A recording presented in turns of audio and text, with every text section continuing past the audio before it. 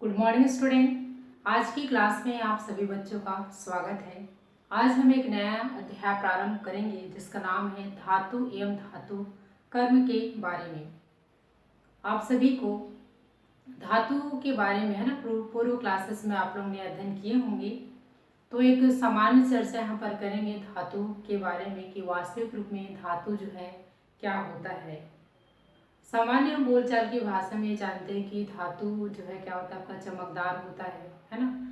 धातु को पीटने से फैलता है ना। ये सब उनके मतलब विशेषताएं हैं जो कि हम सामान्य तौर पर जानते हैं। लेकिन आइए हम इसे अपने साइंस की दृष्टि से है ना किस प्रकार से इसको हम परिभाषित जो है कर सकते हैं। तो धातु जो है वे पदार्थ होते हैं जो इलेक्ट्रॉन त्याग करके है ना क्या करते हैं, आपका धन आवेशित हो जाते हैं या धन आयन जो है बनाते हैं, तो उसे हम क्या कहते हैं, धातु जो है कहते हैं। आइए हम कुछ उदाहरणों से इसको समझते हैं। सबसे पहले यहाँ पर देखेंगे, ये सोडियम है और सोडियम का जो परमाणु क्रमांक जो होता है वो 11 होता है और इलेक्ट्रॉनिक विन्यास आप निकालेंगे तो 2, 8 और 1 में बढ़ जाता है ना।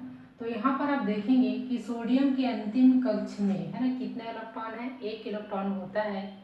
तो इसको है ना 1 इलेक्ट्रॉन त्याग करने में क्या होती है, आपकी कम ऊर्जा की आवश्यकता होती है ना, जिसके कारण से अपने अंतिम कक्ष में जो इलेक्ट्रॉन होता है उसे क्या कर देता है, प्रदान कर देता है।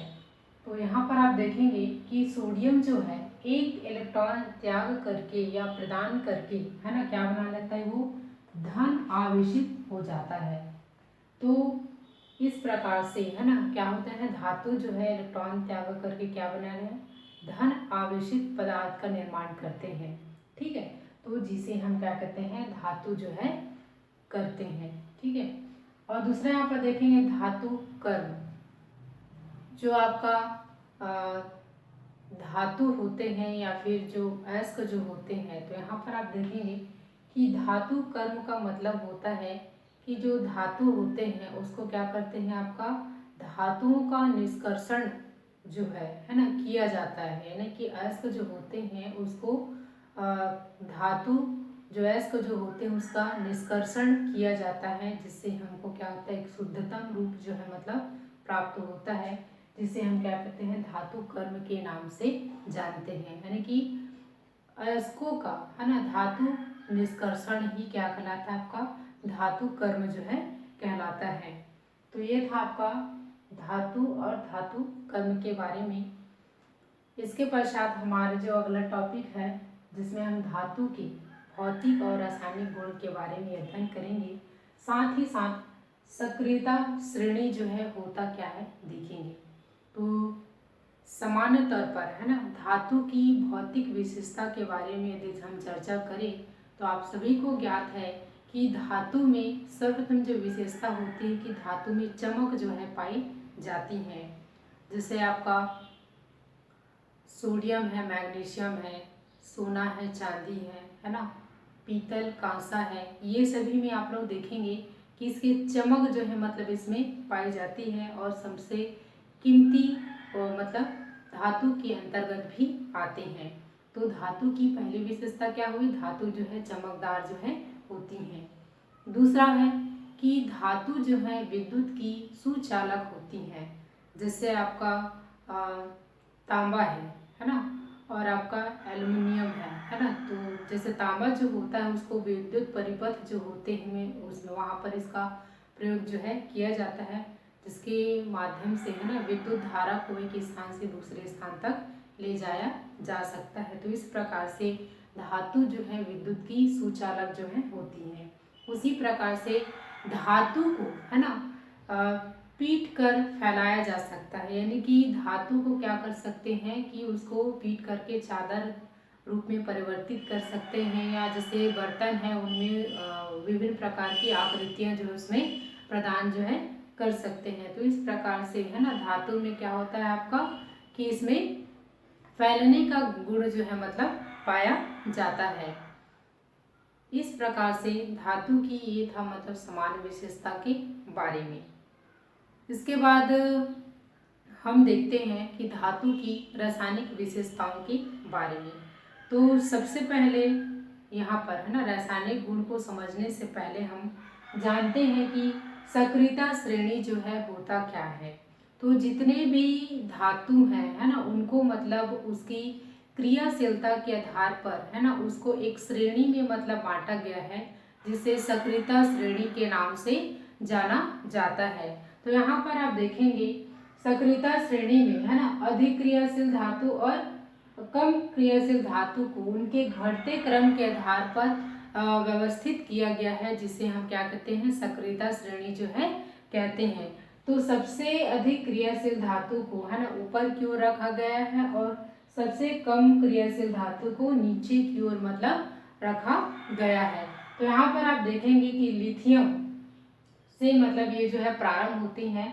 तो यहाँ पर लिथियम जो है सबसे ऊपर में, यानी कि सबसे ऊपर में क्या प्रारंभ हो रहा है आपका, अधिक क्रियाशील जो है धातु जो है को मतलब रखा गया है। तो यहाँ पर देखेंगे सबसे पहले आता है आपका लिथियम, उसके बाद आता है पोटेशियम, उसके पश्चात सोडियम, इसके पश्चात कैल्शियम, फिर magnesium, aluminium, zinc, chromium, iron, tin है, लेड है, हाइड्रोजन है, कॉपर है, मरकरी है, आपका सिल्वर है ना, गोल्ड है और प्लेटिनम।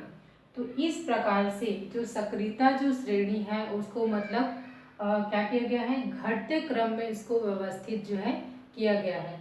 तो आप लोग को इसको मतलब आपको याद रखना है कि सबसे अधिक क्रियाशील धातु जो है होता क्या है और सबसे कम क्रियाशील धातु के अंतर्गत मतलब कौन कौन आते हैं। तो ये जो है कभी कभी ऑब्जेक्टिव क्वेश्चन में मतलब पूछा जाता है, अधिक क्रियाशील धातु के बारे में और कम क्रियाशील धातु के बारे में। तो आप इस आधार पर है ना कम क्रियाशील और अधिक क्रियाशील धातुओं के बारे में आप मतलब जानकारी जो है प्राप्त कर सकते हैं। इसके पश्चात हम देखते हैं धातु के रासायनिक गुण के बारे में। तो सबसे पहले है ना यहाँ पर हम देखेंगे धातु के रासायनिक गुण में कि धातुएं जो है ना ऑक्सीजन के साथ में है ना क्रिया करके मतलब क्या परिणाम जो है देती हैं। तो कुछ आपके टॉपिक भी हैं, जैसे आपका धातु का वायु में दहन करने से क्या होता है ना, ऐसे आपके पाठ्य पुस्तक में प्रश्न दिए गए। तो सीधा सीधा ये होता है कि धातु जो है ऑक्सीजन के साथ में क्रिया करके क्या बनाता है। आइए हम धातु का ऑक्सीजन के साथ में क्रिया को देखते हैं। ऑक्सीजन के साथ क्रिया, यहाँ पर आप देखेंगे कि धातु का जब क्या होता है ऑक्सीजन के साथ में क्रिया होता है तो क्या परिणाम जो है प्राप्त होता है। तो सबसे पहले इसमें जान लेते हैं, जैसे आपका अधिक क्रियाशील जैसे धातु होते हैं, जैसे आपका सोडियम है, पोटेशियम है, लिथियम है, ये सभी जो है ऑक्सीजन के साथ में शीघ्रता से मतलब क्या करती हैं, क्रिया करती हैं और खुले रूप में है ना रखने पर ये हवा की ऑक्सीजन के साथ में अभिक्रिया करके क्या बना लेती हैं, ऑक्साइड बना लेती हैं। इस कारण से है ना ये जो है ऑक्सीजन के संपर्क में रोकने के लिए है ना, ऑक्सीजन के संपर्क में आने से इसको रोकने के लिए हम इसको क्या करते हैं, इन्हें मतलब कैरोसिन या फिर मिट्टी का जो तेल होता है उसमें इसको रखा जाता है। सोडियम तथा जो पोटेशियम के जो ऑक्साइड जो होते हैं वो जल में घुल करके क्या बना लेते हैं और क्षार जो है बनाते हैं। तो आइए हम इसे रासायनिक समीकरण के माध्यम से जानते हैं। यहाँ पर लेते हैं कोई से भी एक धातु, जैसे आपका लेते हैं सोडियम, और सोडियम का किसके साथ में अभिक्रिया करा रहे हैं, ऑक्सीजन के साथ में। अब ये जो है ना सोडियम तथा ऑक्सीजन क्या होते हैं, आपका अभिकारक होते हैं। क्या होते हैं, अभिकारक होते हैं। अभिकारक क्या होता है, जो रासायनिक अभिक्रिया में क्या करता है, भाग लेता है, जिसे हम क्या कहते हैं, अभिकारक जो है कहते हैं। तो सोडियम तथा ऑक्सीजन जो है अभिकारक है और ये दोनों रासायनिक अभिक्रिया करके है ना क्या बना लेते हैं, ये Na2O है ना, ये प्राप्त कर लेते हैं। तो इस प्रकार से ये जो है क्या करते हैं, रासायनिक अभिक्रिया के कारण से है ना क्या बनाते हैं, ये सोडियम ऑक्साइड का क्या करते हैं, निर्माण जो है करते हैं। तो इस प्रकार से हम इस समीकरण से क्या बता सकते हैं कि धातु जो है ना, ऑक्सीजन के साथ में क्रिया करके क्या बनाते हैं, आपका ऑक्साइड जो है मतलब बनाते हैं। और जो सोडियम और जो पोटेशियम जो होते हैं, ये जो है मतलब उसके जो ऑक्साइड जो होते हैं वो जल के साथ में घुल करके क्या बनाते हैं, क्षार बनाते हैं। तो आइए हम इसी समीकरण को आगे बढ़ाते हैं। तो आगे बढ़ाते हुए देखेंगे कि इस तरफ जो प्राप्त उत्पाद जो है ना, इसको हम क्या बोलते हैं, क्रियाफल कहते हैं। ठीक है, क्या कहलाता है ये, क्रियाफल या फिर उत्पाद जो है कहलाता है।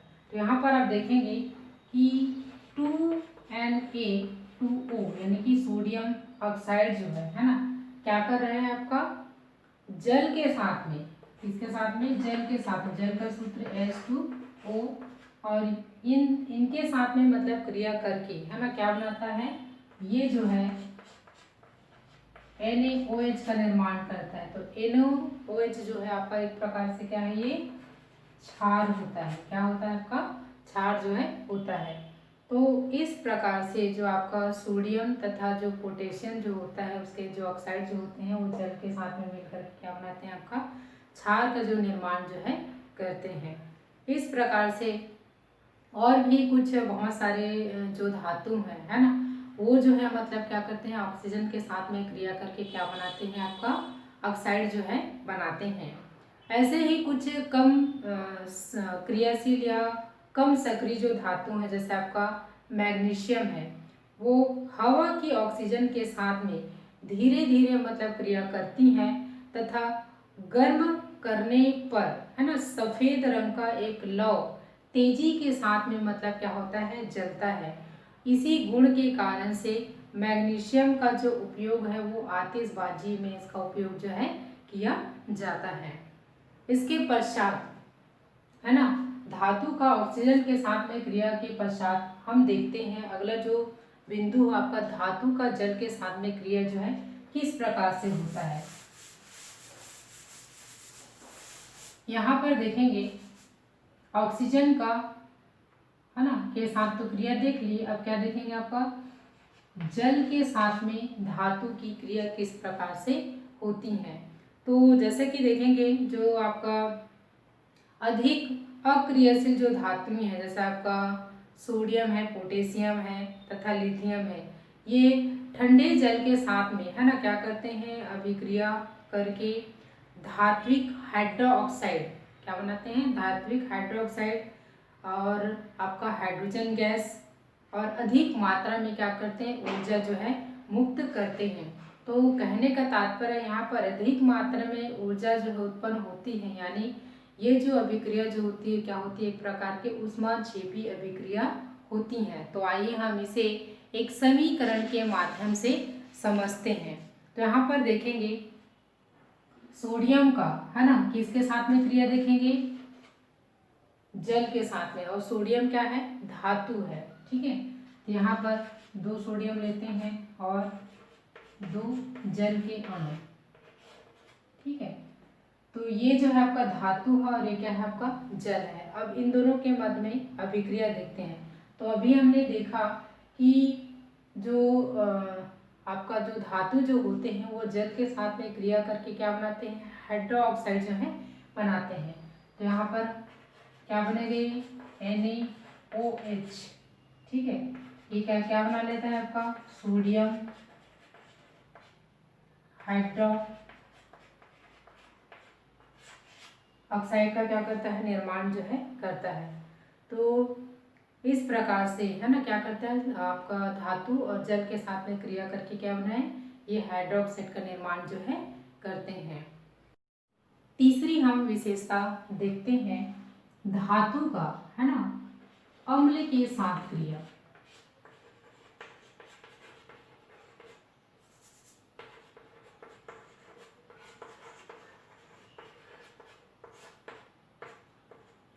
यहाँ पर देखेंगे जैसे धातु का अम्ल के साथ में मतलब क्रिया हो रहा है, तो जो धातु जो होते हैं वो अम्ल के साथ में अभिक्रिया करके संगत लवण तथा हाइड्रोजन गैस जो है उत्पन्न करते हैं।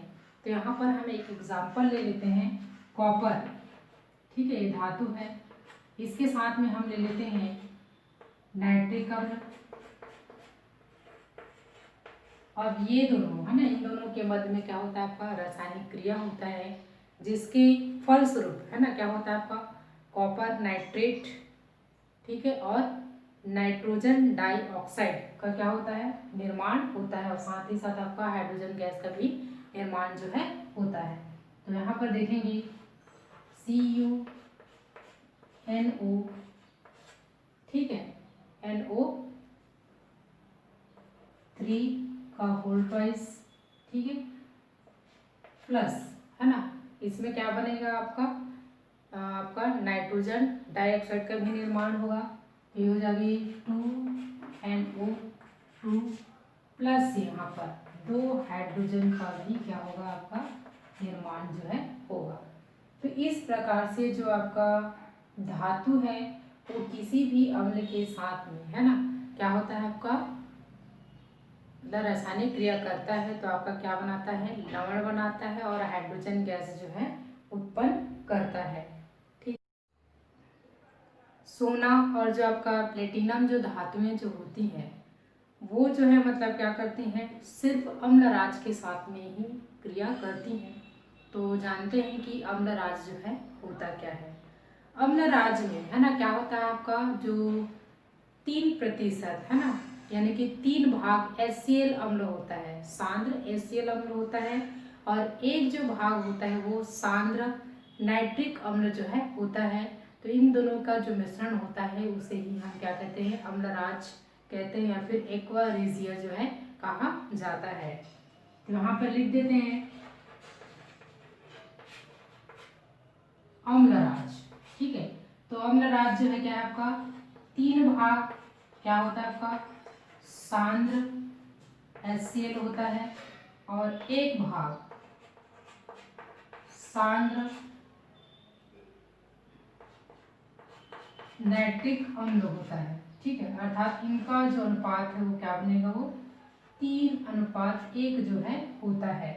तो कभी कभी आपको ये जो है एग्जाम में भी पूछा जाता है कि अम्ल राज्य होता क्या है और इनके मध्य न कितना अनुपात जो है पाया जाता है। तो ये परीक्षा से दृष्टि में है ना बहुत ही महत्वपूर्ण है, तो आप इसे ध्यानपूर्वक अध्ययन करेंगे। धन्यवाद।